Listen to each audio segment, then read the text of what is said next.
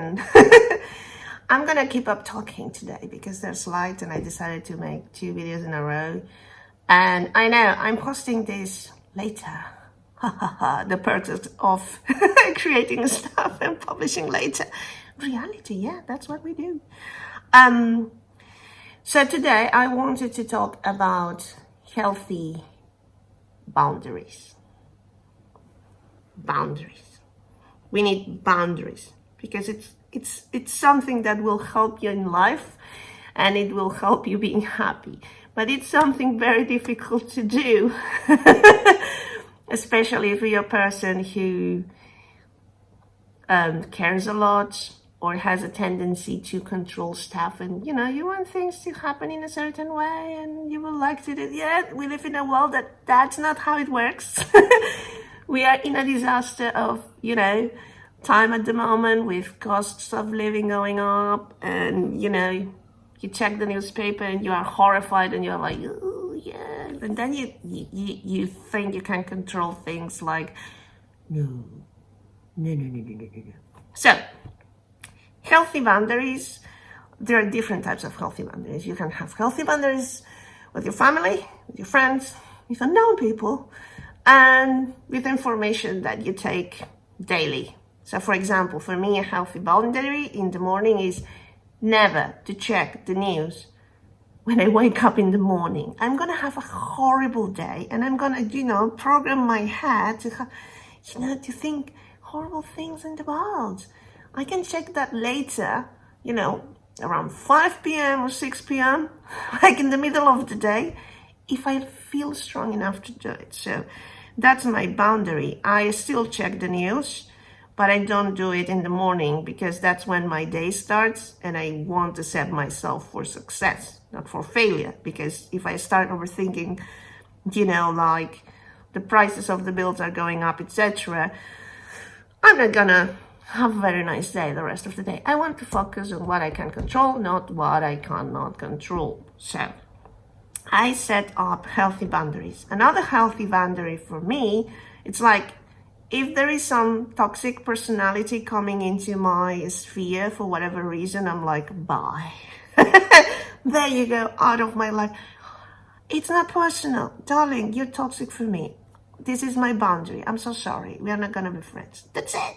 Nothing is gonna happen. I mean, you're gonna be happy in your side, I'm gonna be happy in mine, but together, no, it's never gonna work. So, bye. So, to give you an example, imagine one person here, they're constantly talking about politics, and I don't want to know about that early in the morning, on the rest of the day, on 24/7, like talking about that every time we go and take a coffee. No, thank you. So I gracefully, and lovingly, put my super boundary there. And there you go. Other types of boundaries is loving boundaries with your family. So imagine that you have a project that you want to, have a side hustle, and you need like 30 minutes every 2 days. And then you have your kids, your husband, the grandma, everybody there, and you try to do your thing and they interrupt you. But it's only 30 minutes. You have to talk to them lovingly, saying, Mommy needs this time. Really? Please? This 30 minutes? Every 2 days? It's not so much to ask. I need it. It could be for a side hustle. It could be just to have a nice bath, for relaxing. Whatever it is, communicate it from a loving perspective and tell them that you need this.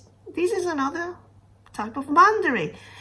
Other boundaries at work, for example, and this is a challenging one, stopping thinking about work when work is done at the end of your shift.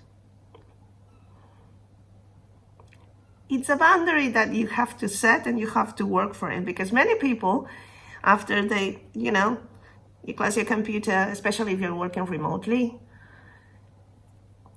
if you take a look at if you have one room, like a studio, you're living in a studio, you're going to see that computer all the time, and your brain is going to just switch on thinking about work. when you shouldn't, because you need a nice working life balance. In that situation, the challenge is to put the boundary yourself and stop yourself of crossing the boundary of thinking about work when you shouldn't think about work, because you need your life as well. So you can have hacks like covering the computer with a cloth, or having a small ritual when you finish work, like putting it away or something.